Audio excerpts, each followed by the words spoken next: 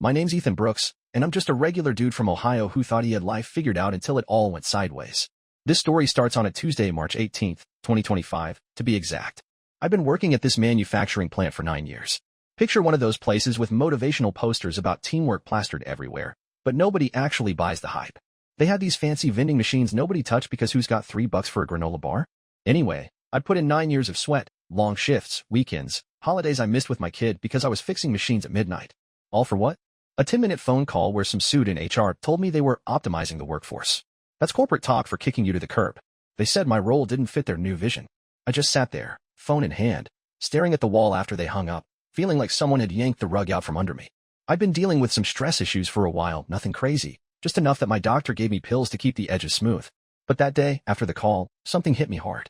I'm talking a full-on panic attack. My chest got tight, like a vice was squeezing it, and my breathing turned into these short, useless gasps. My hands started tingling, and I was dripping sweat through my flannel shirt. If you've never had one, imagine your body screaming that you're about to die, like, right now, and there's nothing you can do but ride it out. I dropped to the floor in our living room, trying to hold it together, when my wife, Sarah, walked in. Sarah and I had been married for 6 years. She was supposed to be my rock, the one person I could count on. We met at a bar during a Browns game, bonded over cheap beer and bad nachos, and I thought we were solid. But that day, she stood there in the doorway, hands on her hips, looking at me like I was a stray dog she didn't want to deal with. I tried to get the words out between breaths, told her I'd been canned, that I couldn't breathe, that I needed my meds from the kitchen counter. She didn't move. Instead, she let out the sharp, "Quit acting like a useless leech, Ethan." Her voice wasn't mad, it was cold, like she'd been saving that line for a while. Then she grabbed my pill bottle, tossed it into the trash can by the couch, and turned away. I dragged myself to the kitchen, hand shaking, and fished the bottle out of the garbage. Popped a pill, splashed cold water on my face, tried to slow my breathing like my doc had shown me. I told myself maybe I'd heard her wrong, that my head was messing with me. But then I caught her voice from the dining room. She was on a video call with her buddy, Tara, loud enough that I couldn't miss it. "He's just milking it," she said. "Lost his job, and now he's flopping around like a fish, begging for sympathy." She laughed, this nasty little chuckle, and added, "He's been a mess forever, guess he finally got what he deserved." I stood there, frozen, listening to her trash me like I was nothing. Then I heard the pill bottle rattle again. She'd gone back to make sure it stayed buried in the trash. Something clicked in me right then. Not anger, not yet, just this clear, cold realization, like waking up from a dream you didn't know was a nightmare. I pulled out my phone, hit record, and let it catch every word she said. She didn't notice, too busy yapping to Tara and then another friend, Mike, about how I was a deadbeat, how she was sick of hauling my sorry self around. I stopped recording after a few minutes, my hands steady now, and called my old pal, Jake. Jake's been my guy since high school. Sarah always said he was trouble because he liked to party too hard, but he's loyal. He showed up at our place in under 30 minutes, no questions, just a six-pack and a nod. I broke down, told him everything, and he listened. Then he said, "Man, you've got to lock this down. Save everything she says, get your stuff together, and don't tip her off." That was the plan, and I stuck to it. Next day, I started a notebook, dates, times, what she said, what she did. I saved the recording in 2 spots, texted Jake a copy, even took a picture of the pill bottle in the trash with coffee grounds stuck to it. Sarah didn't suspect a thing. She went off to her gym class, and I sat there, staring at the life I thought I had, knowing it was all a lie. That's when I decided this wasn't the end of my story, it was the start of something else. I just didn't know what yet. So, there I was, Ethan Brooks, a guy who just had his whole world flipped upside down. After that panic attack and Sarah's ice-cold betrayal, I knew I had to keep my head down and figure out my next move. It was Wednesday, March 19th, 2025, the day after I got axed from the plant. I woke up on the couch, couldn't stomach sleeping next to Sarah after what I'd heard, and she was already in the kitchen, sipping her overpriced green juice like nothing happened. She glanced at me, smirked, and said, "You going to mope all day, or are you finally going to do something useful?" I swallowed the lump in my throat, forced a half-smile, and mumbled, "Just figuring things out." She rolled her eyes and left for her job at the insurance office downtown. The second the door clicked shut, I got to work. First thing I did was dig deeper into what I had. I replayed that recording from my phone, Sarah's voice cutting through me all over again, calling me a leech, mocking my breakdown. I wrote it all down in my notebook, word for word, with the timestamp, 6:47 p.m., March 18th. Then I took more pictures, my meds still sitting in the trash, a screenshot of the call log from HR, even a shot of the couch where I'd crashed, like some sad evidence of my new reality. I emailed it all to Jake, who texted back, "Keep it coming, bro. You're building a fortress." He was right. This wasn't just me being paranoid. This was me getting ready to fight back. I spent the morning pretending to job hunt while Sarah was gone. Opened my laptop, scrolled through postings for mechanics and line supervisors, but my heart wasn't in it yet. My hands were still shaky from the day before, and my mind kept replaying her words. "Useless leech." Around noon, my phone buzzed with a text from an old coworker, Danny. He'd heard about the layoffs and said a buddy of his at a rival plant was looking for someone with my skills, fixing conveyor systems, troubleshooting hydraulics, the stuff I'd done blindfolded for years. The job paid a little less than my old gig, but it had solid health insurance, including counseling, which I knew I'd need. I told Danny to hook me up with an interview, and he said it was set for Friday. 2 days away. A flicker of hope, maybe. When Sarah got home that night, I played the part. Made spaghetti, her favorite, with the sauce from scratch, and acted like everything was normal. She barely looked up from her phone, just muttered, "Thanks," and started complaining about her boss. I nodded along, saying stuff like, "That sounds rough," while my stomach churned. After dinner, she grabbed her yoga mat and headed out to some class with Tara, leaving me alone again. I used the time to dig through our joint bank account online. We'd shared it since we got hitched, but I'd never paid much attention. Dumb move, looking back. I saw she'd been spending heavy on clothes, gym memberships, dinners out with friends. Meanwhile, I'd been socking away what I could for our daughter, Lily, who's 4 and lives with my ex, Jen, most of the time. That cash was still there, untouched. Good. I opened a new account at a different bank, one Sarah didn't know about, and moved a chunk of my last paycheck over. Not all of it, just enough to start fresh. Thursday rolled around, and Sarah got worse. She came home from work, saw me on the couch with my laptop, and snorted. "Still no job, huh? Figures." Then she pulled up some random job listing on her phone, a warehouse gig paying peanuts, and said, "This is probably all you're good for anyway." She laughed, this sharp little jab, and I just nodded, said, "Maybe you're right," and let her think she'd won. Inside, I was boiling, but I kept it locked down. That night, I called Jake again. Told him about the interview, the bank account, the way Sarah was digging into me. He said, "You need a lawyer, man. My sister's friend, Tom, does divorces. He's good, real sharp." I set up a meeting with Tom for Saturday, told Sarah I was grabbing coffee with Jake so she wouldn't sniff anything out. Friday morning, I put on my best button-up shirt, drove to the rival plant, and walked into that interview. The guy, Mark, was a no-nonsense type, big hands, grease under his nails, like me. We talked shop for an hour, belt alignments, pressure valves, downtime fixes. He liked my experience, said I'd fit right in. By the end, he shook my hand and said, "You're in if you want it. Start Monday." I nodded, said I'd think it over, but we both knew I was taking it. On the drive home, I felt something shift, like I could breathe a little deeper, like maybe I wasn't drowning after all. Sarah didn't ask about my day when she got home. She just kicked off her shoes, flopped on the couch, and started scrolling through her phone. I cooked again, chicken this time, kept my mouth shut, and waited. That night, lying in bed next to her, I stared at the ceiling, listening to her snore softly. 6 years of marriage, and I didn't even know who she was anymore. Did she ever care? Was I just a paycheck? A punching bag? I didn't have answers, but I had a plan. Tomorrow, I'd meet Tom. After that, things were going to change for me, not her. This was just the beginning.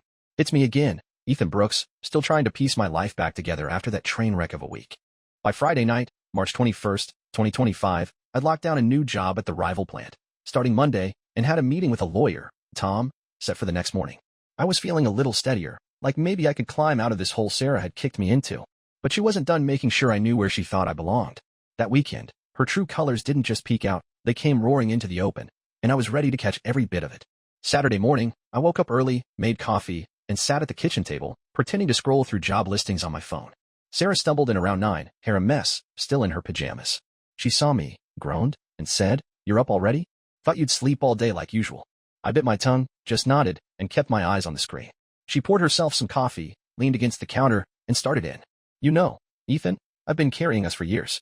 You losing the job just proves what I've always known. You're dead weight." Her voice had this edge, like she was daring me to argue. I didn't. I just said, "Yeah, I'm working on it," and let her stew in her own smugness. She left for a brunch date with Tara around 10, and I headed out to meet Tom. Told her I was grabbing coffee with Jake, same lie as before, and she didn't even blink. Tom met me at this little diner off Route 12, the kind of place with cracked vinyl booths and waitresses who call you Han. He wasn't what I pictured for a lawyer, skinny guy, glasses, wearing a faded Browns hoodie, but he knew his stuff. I laid it all out. The firing, the panic attack, Sarah tossing my meds, the recording of her ripping me apart. He listened, jotting notes on a napkin, then said, "Ohio's a one-party consent state, so that audio's solid gold. You've got a case for emotional distress if it comes to that." He explained how a divorce might shake out.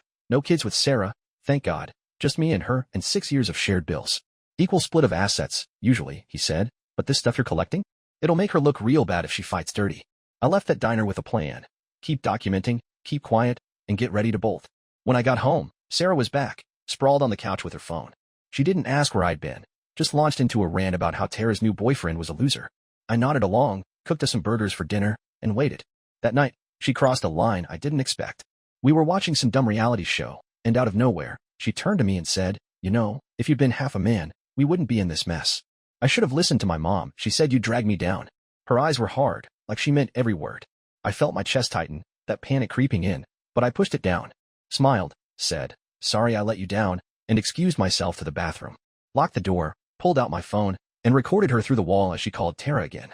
"He's pathetic," she said. "Can't even look me in the eye anymore. I'm done babysitting him."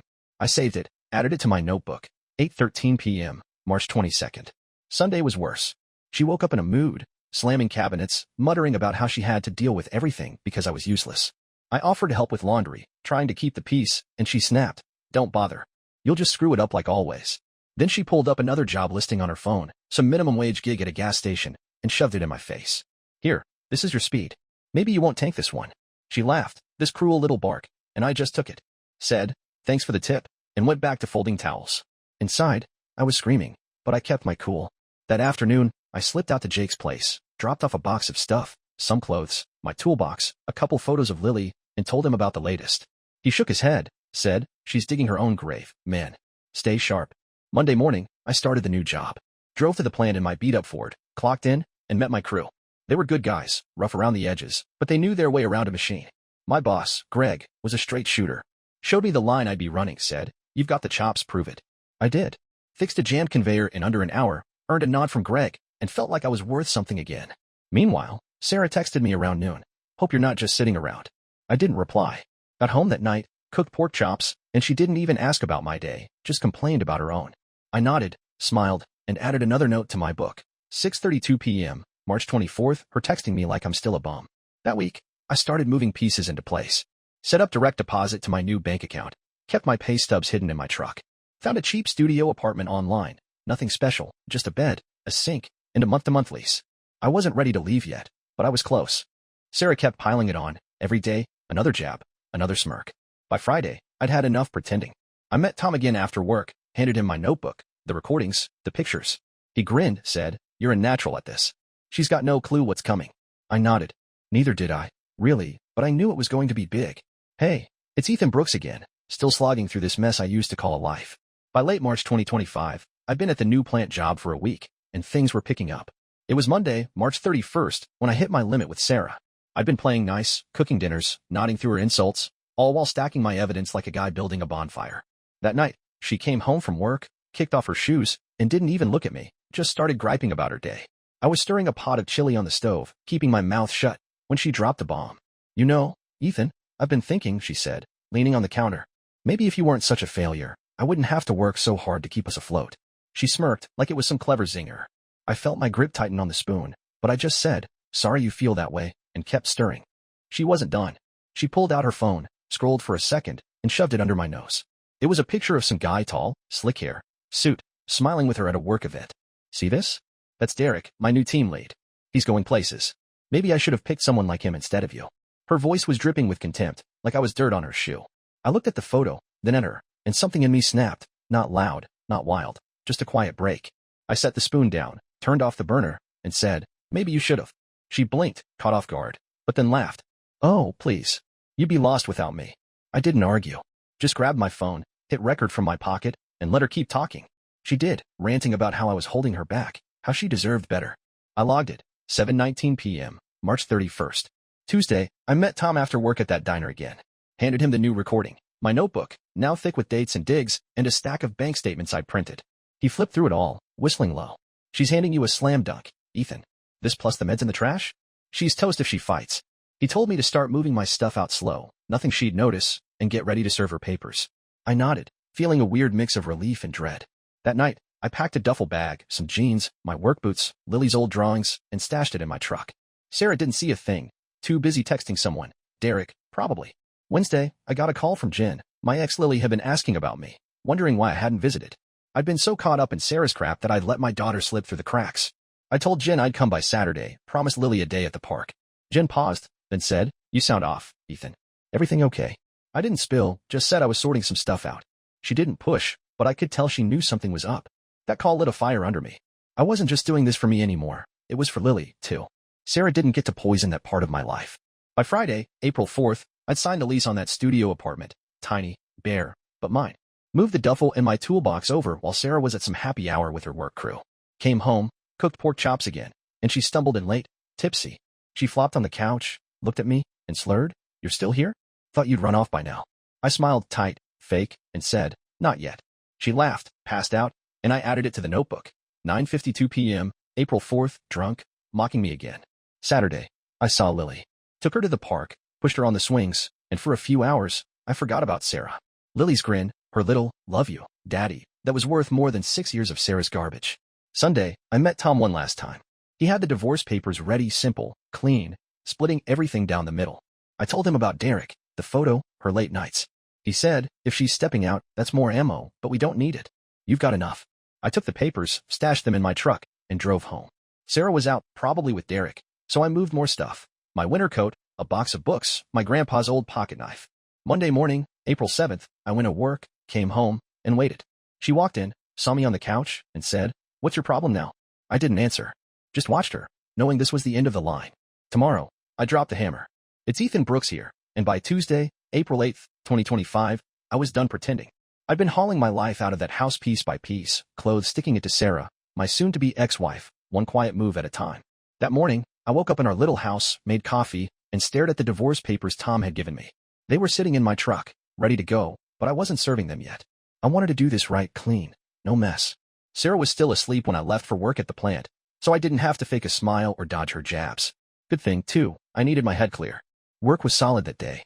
Fixed a busted hydraulic pump before lunch, earned a nice job from Greg, my boss.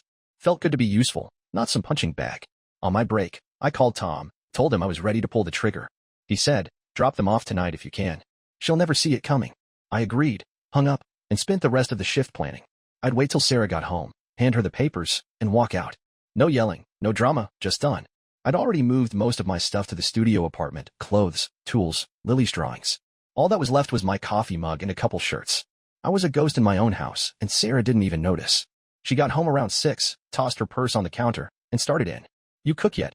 Or am I doing everything again?" she said, not looking at me. I was sitting at the kitchen table, papers in front of me, hands steady. "Made roast?" I said, keeping it calm.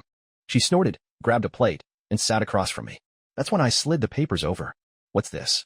she asked, smirking like it was a bill or something. Then she read the top, "Petition for dissolution of marriage." Her face froze, eyes darting up to mine. "What the hell, Ethan?" Her voice went sharp, loud. I didn't flinch. "I'm done, Sarah. We're done." She laughed, nervous, mean. "You? Leaving me? You've got nothing without me." I didn't bite. Just pointed to the papers. "Read it. Half the savings, half the house equity. Fair split. Sign it, and we're good." She flipped through, saw the attachments, pictures of my meds in the trash, transcripts of her calling me a failure, bank records showing her spending. Her jaw tightened. "You set me up," she hissed. "Been planning this, huh?" I shook my head. "You set yourself up. I just wrote it down." She threw the papers at me, stood up, and yelled, "You think you can ruin me? I'll fight this. Take everything." I stood too, grabbed my keys, and said, "Go ahead. I've got more if you want to play." Then I walked out, her screaming behind me fading as I hit the driveway. Drove to the studio, dropped the papers with Tom's courier on the way. By 9, I was in my new place, bare walls, a folding chair, my mug on the counter. Phone buzzed, Sarah, texting, "You're a coward. I'll make you pay." I didn't reply. Blocked her number, emailed Tom the text screenshot, and crashed on the mattress I'd hauled in. Next morning, April 9th, I woke up to silence. No Sarah, no insults. Just me. Felt strange, but right. Work was fine, kept my head down, fixed machines, ignored the pit in my gut. That night, Jake swung by with pizza. "She's freaking out, man," he said, grinning. Called me, fishing for dirt. I laughed, first time in weeks. "Let her fish," I said. "I'm done feeding her." Thursday, Tom called. Sarah had a lawyer, was claiming I'd blindsided her, said she'd contest it. "She's got no shot," Tom said. "Your stuff's airtight, recordings, photos, witnesses. She's just mad." I nodded, told him to push forward. Friday, I saw Lily again, took her for ice cream. She hugged me tight, said, "You seem happier, Daddy." I was, mostly. That night, Sarah emailed, long, rambling, accusing me of sabotaging her life. Forwarded it to Tom. 8:47 p.m., April 11th. She was digging deeper, and I was ready. This wasn't over, but I'd fired the first shot, and it landed square. "Hey, it's Ethan Brooks again," picking up where I left off. By Saturday, April 12th, 2025, I dropped the divorce papers on Sarah and moved into my little studio apartment. Life was starting to feel like mine again, but she wasn't about to let go easy. That morning, I was sipping coffee from my one mug, staring at the bare walls, when my phone lit up with an email from her. It was a novel, paragraphs of her calling me a snake, saying I'd planned to ruin her from the start, threatening to drag me through the mud in court. She even claimed I'd faked my panic attack to trap her. I read it, shook my head, and forwarded it to Tom with a note. 8:14 a.m., April 12th, more ammo. He called me an hour later, laughing. She's desperate, Ethan. This is gold. Keep sending me everything. I said I would, hung up, and got ready for work. The plant was my lifeline that week. Fixed a busted gear assembly Monday, helped Greg train a new guy Tuesday. Kept my hands busy, my mind off Sarah. But she didn't stop. Wednesday, April 16th, I got a text from Jen, my ex, Lily's mom. Sarah called me, she said when I rang her back. Said you're a deadbeat. Begged me to talk sense into you. What's going on? I told Jen the short version. Sarah's trash talk, the meds in the garbage, me walking out. Jen went quiet, then said, I knew she was off, Ethan. You're better off. That meant something, coming from her. I thanked her, promised Lily a weekend soon, and hung up. Noted it. 3:22 p.m., April 16th, Sarah's reaching out to Jen. Thursday, it got weirder. Jake texted me a screenshot, Sarah posting on social media, some vague rant about betrayal and cowards who run. Didn't name me, but I knew. Saved it. Sent it to Tom. 7:09 p.m., April 17th. Then Friday hit, and she went nuclear. I was leaving work when my phone buzzed, voicemail from Sarah's brother, Nate. You're a piece of trash, Ethan, he said. Breaking her heart like this? You'll regret it. I saved it. Logged it. 5:47 p.m., April 18th. That night, my email pinged again, Sarah, saying she'd hired a shark lawyer, claiming I did money, demanding the house. I forwarded it to Tom, who called me Saturday. She's bluffing, he said. No proof, just noise. We've got her cold. Sunday, April 20th, I took Lily to the zoo. She giggled at the monkeys, held my hand, and I felt lighter than I had in months. But when I dropped her off, Jen pulled me aside. Sarah showed up here yesterday, she said, crying, saying you're out to destroy her. I told her to leave. I nodded, thanked Jen, added it to the notebook. For 13 p.m., April 19th, Sarah at Jen's. Monday, work was fine, fixed a conveyor motor, got a pat from Greg, but that night, Sarah escalated. Got a call from an unknown number, her friend, Kelly. You're tearing her apart, Ethan, she said. She's a wreck. Fix this.